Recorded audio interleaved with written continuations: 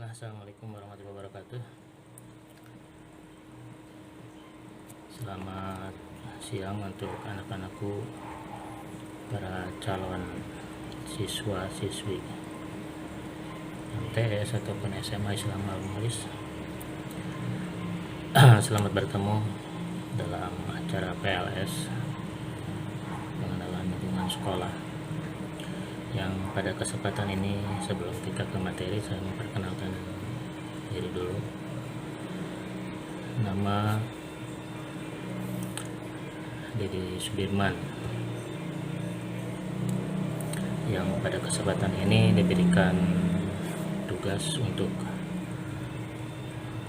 sedikit memberikan materi mengenai pengenalan organisasi dan ekstrakurikuler yang ada di SMA Islam Al-Mulis. Baiklah, anak-anakku sekalian, para siswa dan siswi yang berbahagia,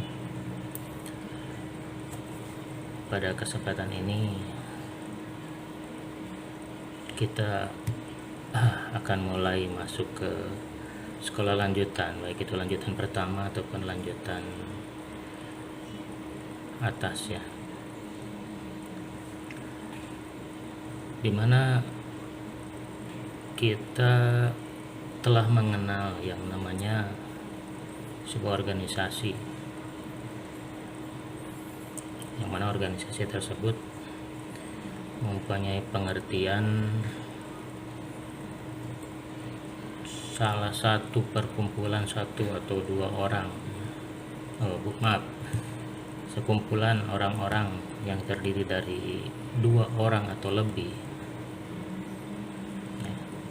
Situ dua orang atau lebih, berarti kalau satu orang tidak dikatakan sebuah organisasi, yang mana dua orang atau lebih tersebut adalah ada keterkaitan atau ada interaksi kerjasama ya, sehingga menghasilkan satu tujuan yang sama gitu ya. Nah, dimana kita mengenal bahwa di tiap-tiap sekolah, baik itu MTS, SMA ataupun SMK ya, pondok pesantren sekalipun, ada istilahnya sebuah organisasi yang bernama Organisasi Siswa Intrasekolah, disingkat menjadi OSIS ya, di mana OSIS tersebut lahir pada tahun 1970 sampai dengan 1972, dan organisasi tersebut pada masa itu sangat dipengaruhi oleh sistem politik ya, di mana hubungan dengan organisasi di luar yang bersifat politis sehingga muncullah loyalitas ganda. Itulah sebabnya kenapa beberapa pemimpin OSIS di Jakarta sadar akan maksud dan tujuan belajar di sekolah, yaitu ingin menghindari berbagai perpecahan antara siswa. Usaha tersebut melahirkan keputusan Mendikbud nomor 0323/U/1978 tentang pola dasar pengembangan generasi muda berdasarkan SK tersebut ya. Secara formal OSIS dinyatakan sebagai salah satu jalur pembinaan generasi muda. Nah, secara sistematisnya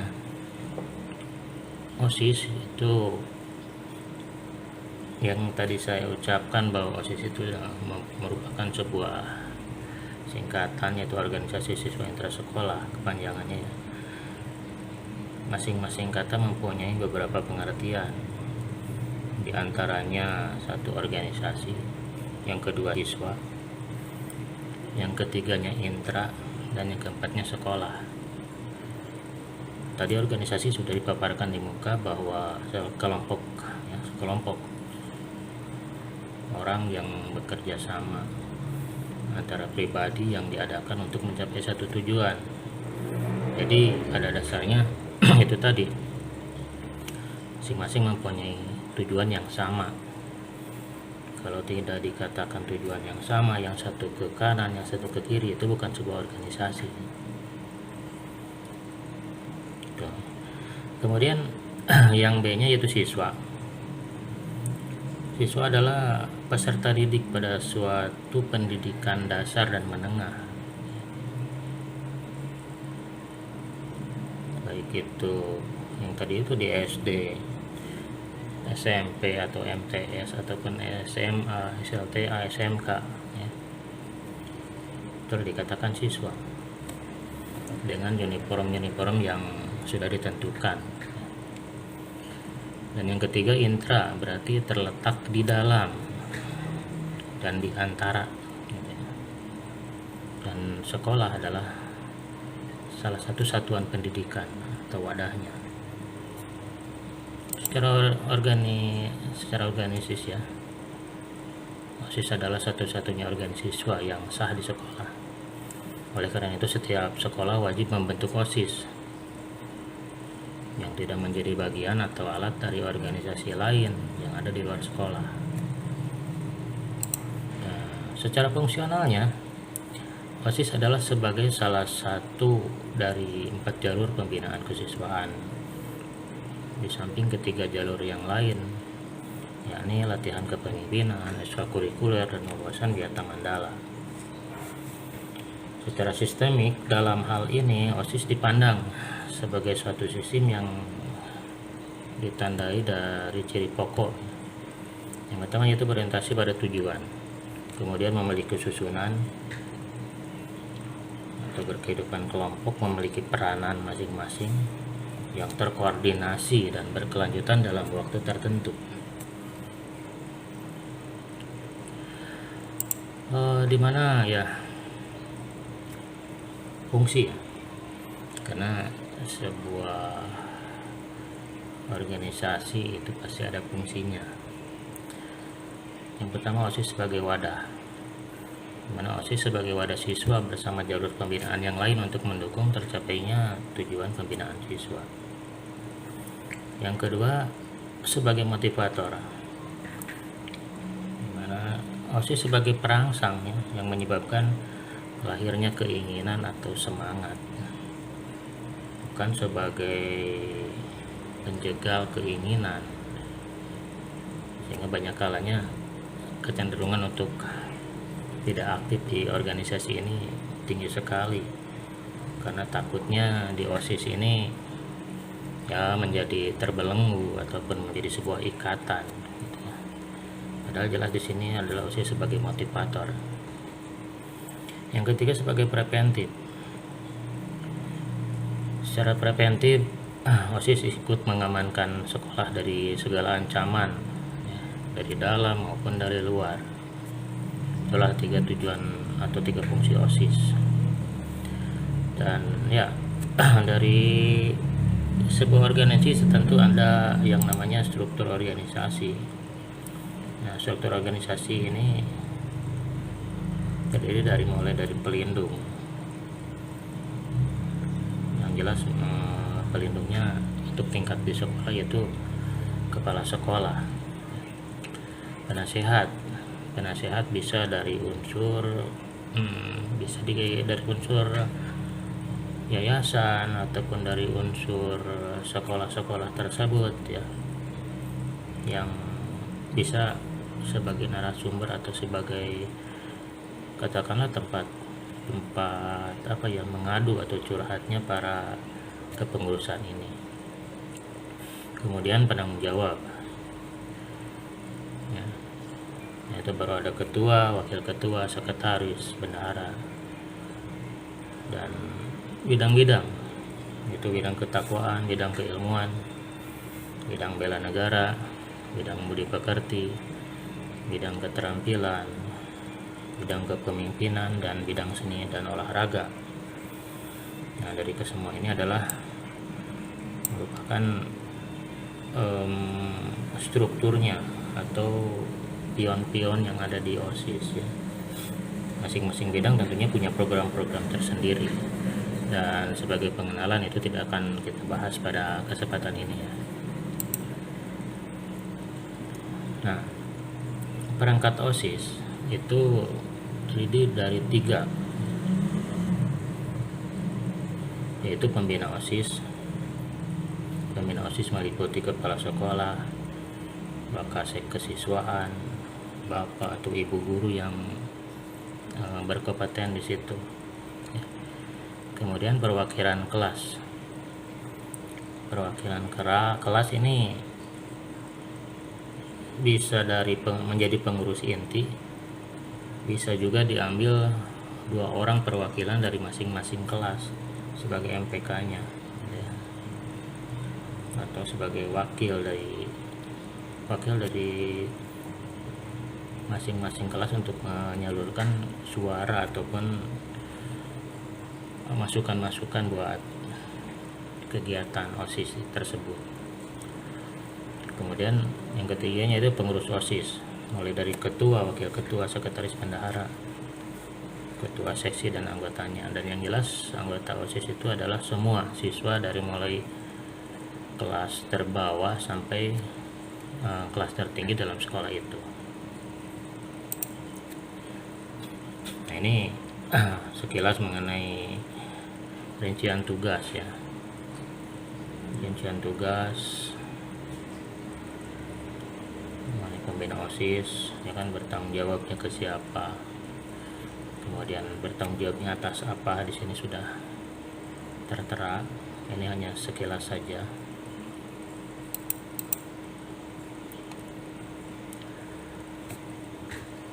Silakan ditelaah, dibaca, ya. Mana pembina mungkin bertanggung jawab atau bukunya memberikan nasihat kepada perwakilan kelas, mengesahkan keanggotaan, mengesahkan dan melantik pengurus OSIS, mengarahkan atau menyusun anggaran rumah tangga dan program kerja OSIS, ya.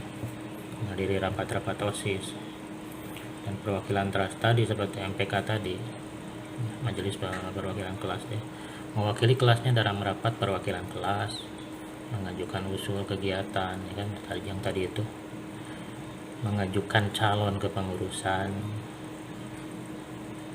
yang baru berdasarkan hasil rapat kelas, memilih pengurus OSIS, menilai laporan pertanggungjawaban OSIS di dalam akhir kepengurusan, mempertanggungjawabkan segala tugas kepada kepala sekolah bersama mengurus OSIS, menyusun anggaran rumah tangga. Nah, ketua OSIS di sini itu sebagai pemimpin dari sebuah organisasi, ya, yang baik dan bijak diharapkan. Kemudian mengkoordinasikan semua aparat kepengurusan, menetapkan kebijakan-kebijakan yang telah dipersiapkan dan telah dirancang, memimpin rapat, menetapkan dan mengambil keputusan berdasarkan musyawarah dan mufakat, setiap saat mengevaluasi kegiatan aparat kepengurusan. Dan wakil ketua bersama-sama ketua menetapkan sebuah kebijakan, memberi saran kepada ketua, menggantikan ketua jika berhalangan, membantu ketua dalam melaksanakan tugasnya, bertanggung jawab kepada ketua. Wakil ketua bersama wakil sekretaris mengkoordinasikan seksi-seksi. Nah, ini tugas sekretaris, yaitu memberikan saran atau masukan kepada ketua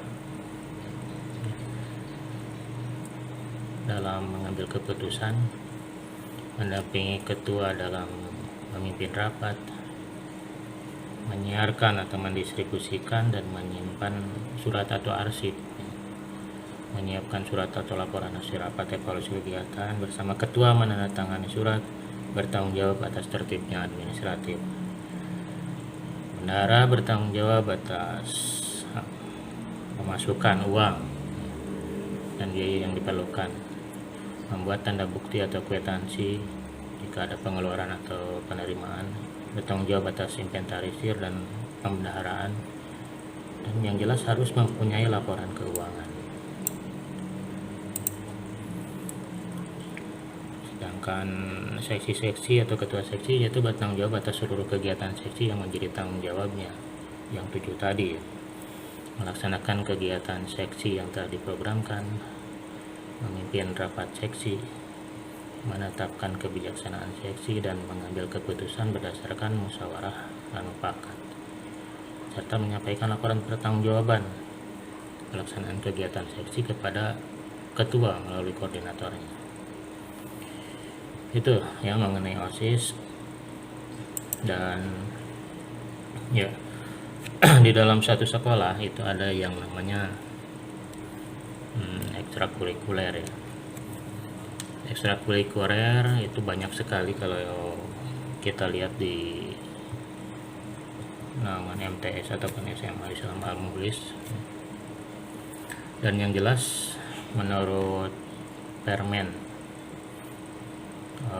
Pendidikan Kebudayaan nomor 63 tahun 2014, pendidikan kepramukaan adalah sebagai kegiatan ekstrakurikuler wajib ya, pada pendidikan dasar dan pendidikan menengah, itu baik menengah pertama ataupun lanjutan. Jadi katakanlah itulah yang menaunginya tuh peraturan menteri ya. Dan sekelumit kita paparkan mengenai kepramukaan, di mana kepramukaan ini cara penyampaiannya itu tidak seperti kita belajar formal ya. Jadi ada metode-metode yang dilaksanakan, ada metode-metode yang dipergunakan untuk menyampaikan sebuah materi ataupun sebuah pengetahuan dalam kepramukaan. Metode-metode kepramukaan tersebut adalah sebuah cara atau teknik untuk mempermudah tercapainya tujuan sebuah kegiatan. Metode kepramukaan itu cara memberikan pendidikan watak kepada peserta didik melalui kegiatan kepramukaan yang menarik, menyenangkan, dan menantang, yang disesuaikan dengan kondisi, situasi, dan kegiatan peserta didik.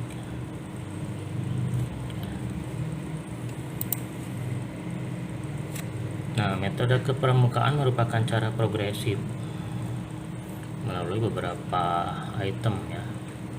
Ada yang namanya mengenai pengamalan dari kode kehormatan, kemudian belajar sambil melakukan, learning by doing ya. Kemudian sistem berkelompok, kegiatan yang menantang gitu. Kegiatan di alam terbuka, kemudian sistem tanda kecakapan, sistem satuan terpisah untuk putra dan putri, dan sistem among.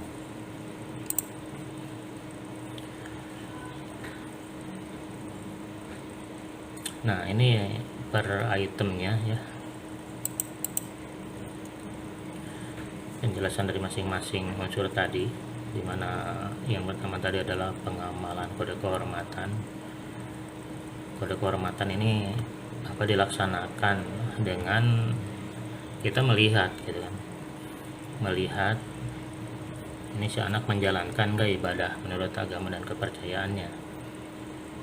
Kemudian membina kesadaran berbangsa dan bernegara,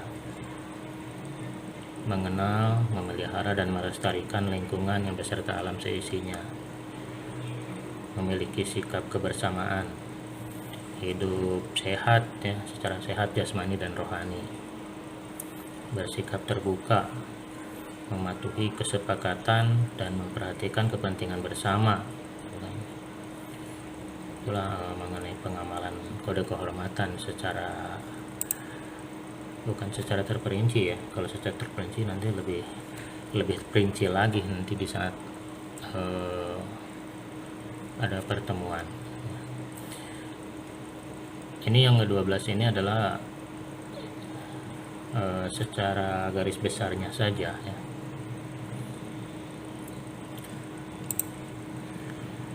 Nah, learning by doing itu ya, belajar sambil melakukan, dilaksanakan dengan kegiatan kepramukaan, dilaksanakan sebanyak mungkin praktek secara praktis. Jadi bukan berarti kita selamanya tidak di kelas ya. Di kelas pun kita bisa melaksanakan praktek-praktek yang disesuaikan dengan tempat dan keadaan. mengarahkan perhatian peserta didik untuk membuat hal-hal yang nyata, menantang secara merangsang agar rasa keingintahuan akan hal-hal baru ya, muncul, dan keinginan untuk berpartisipasi yang penting ya. Ini dengan adanya kegiatan ini dia ada keinginan nggak untuk berpartisipasi atau ikut serta dalam kegiatan tersebut gitu. Nah, ini ditonjolkannya itu dalam segi teknis kegiatannya. Kemudian ketiga, sistem berkelompok. Sistem berkelompok ini dilaksanakan agar peserta didik memperoleh kesempatan belajar, memimpin dan dipimpin berorganisasi, memikul tanggung jawab, mengatur diri, menempatkan diri, bekerja sama dalam kerukunan dan gotong royong, sehingga dalam suatu struktur ya, ataupun dalam satu tatanan di sini ada yang namanya, katakanlah kalau di organisasi ketua ya, kalau di kepramukaan ada istilah-istilah lainnya, ada pradana, ada pratama. Ini diharapkan nanti bergiliran secara secara selektif ya, secara selektif dalam menentukannya. Jadi siapa nanti yang berkompeten, siapa nanti yang dia lebih menguasai, lebih paham gitu ya. Jadi berlomba-lomba untuk menjadi seorang pemimpin di sini. Kegiatan yang menantang ini udah jelas ya, udah pasti kalian udah bisa memahami sendiri bahwa dalam sebuah mekanisme pembinaan atau penyampaian materi ataupun penyampaian teori-teori di kepramukaan ini tidak monoton textbook ya, tidak monoton textbook. Jadi diharapkan bagaimana cara mengemasnya. Ini adalah tugas dari pembina sebetulnya, untuk mengemas sebuah kegiatan sehingga kegiatan itu menjadi menantang dan si siswa atau si peserta didik ya bisa ada ketertarikan untuk mengikutinya. Nah, kegiatannya ya istilahnya apa? Dituntut untuk kreatif, inovatif dan rekreatif, mengandung pendidikan gitu ya. Nah, kegiatannya itu tidak sendiri-sendiri, jadi dilaksanakan secara terpadu, artinya bersama-sama.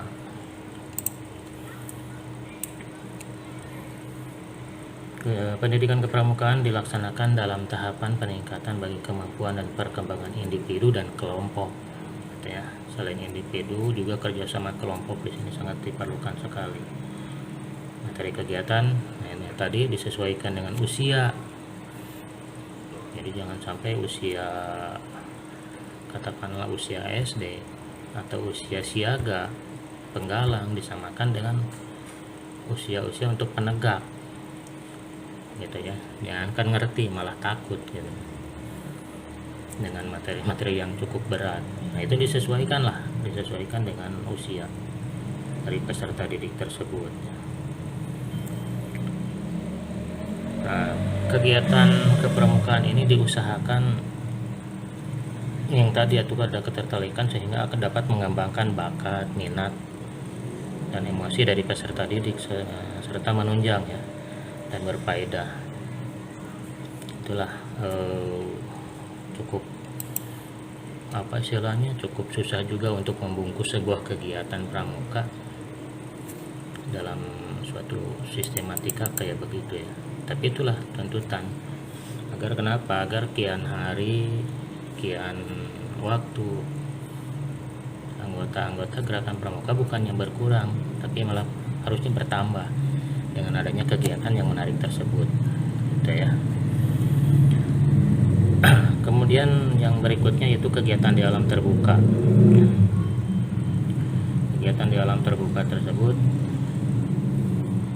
itu diharapkan memberikan pengalaman adanya saling ketergantungan antara unsur-unsur alam dan kebutuhan untuk melestarikannya Selain itu mengembangkan suatu sikap tanggung jawab di masa depan yang menghormati keseimbangan alam. Sini digarisbawahi ya, meskipun kegiatannya di alam terbuka, tapi bukan berarti kita merusak alam, gitu ya, merusak alam sehingga ya bisa